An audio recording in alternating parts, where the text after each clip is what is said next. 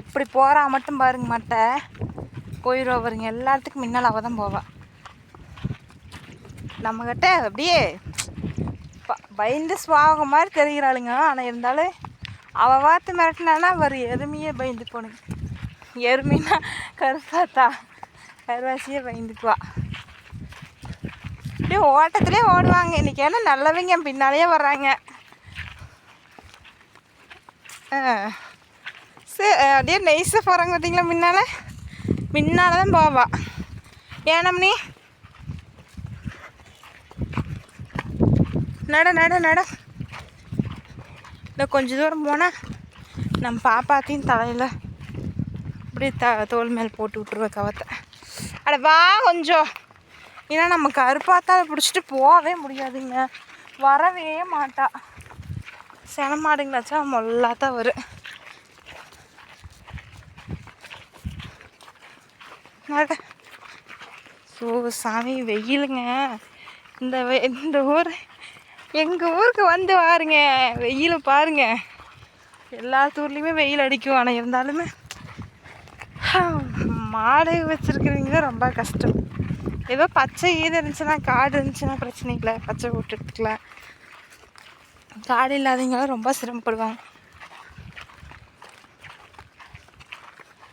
First குத்தகை ஓட்டிகிட்டு தான் இருந்தோம். அதெல்லாம் நமக்கு செட் ஆகலைங்க. அடுத்து நம்ம கம்பெனி வீட்டுக்கே வந்து இப்போ வீட்டில் இருக்கிறதவே பார்த்துக்கிட்டு காத்தாடிக்காடு அப்புறம் மையானக்காடு அங்கேயும் மட்டும் மேய்ச்சிக்கிட்டு இருக்கிறோம்.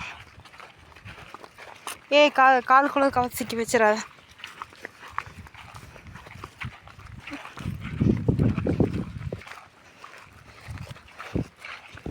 இப்போவே தூக்கி போட்டு விட்ருவேன் கவத்திங்க பாப்பாத்திய.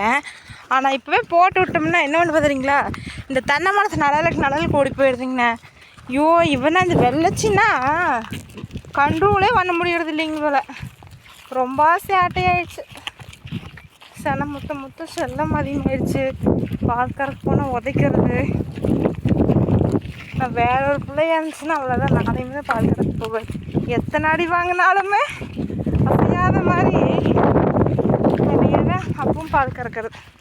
இருந்தாலும் அடிக்கவே மாட்டேங்க. மாடு மட்டும் நீ அடிச்சிருச்சுன்னா அடிக்கவே மாட்டேன், திட்டவும் மாட்டேன். கம்முன்னு அழுதுட்டு வந்துடுவேன். ஒரு நாள் அப்படியே தலையில் அடித்து அப்படியே கிருகிருன்னே வந்துருக்குது. என்ன மாடு தான் மாடு இருக்குதுன்னு நினைக்கிறேன். அவள் தான் போகிறா பாருங்கனால. அவள் தான் நான். ஆமாம். ஏய் ஏன் வெள்ளச்சி இப்படி பண்ணுற? அவளையும் போய் பாயிற. அவள் தான் அடித்து அப்படியே தலையே கிருகிருன்னு போயிடுச்சுங்க எனக்கு. எப்படியெல்லாம் அடிப்பாங்க தெரியுங்களா. சும்மா ஒரு மாட்டுக்கட்டை போய் உட்காந்து பால் கறக்கிறது ஈஸின்னு நினச்சிட்டு இருக்கிறாங்க.